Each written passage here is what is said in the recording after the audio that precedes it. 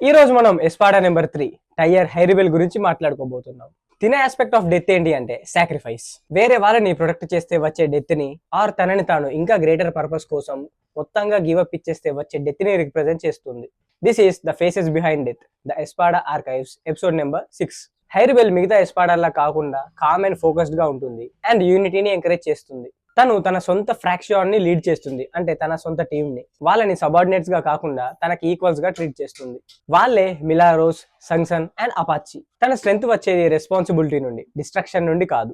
వెకోముండో లాంటి ప్లేస్ లో కూడా లాయల్టీ అండ్ కంపాషన్ ఉంటుందని తిను ప్రూవ్ చేస్తుంది.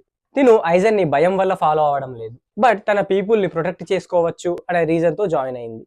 తన జాంపాక్టోది వాటర్ పవర్. ఇది తన కామ్నెస్ ని అండ్ అడాప్టబిలిటీని సింబలైజ్ చేస్తుంది. బ్యాటిల్లో తిను అన్నెసెసరీ కిల్లింగ్ అవాయిడ్ చేస్తూ ప్రిసైజ్ స్ట్రైక్స్ తో అటాక్ చేస్తుంది. హైరిబెల్ హిత్సుగయ తోషిరోతో ఫైట్ చేస్తుంది.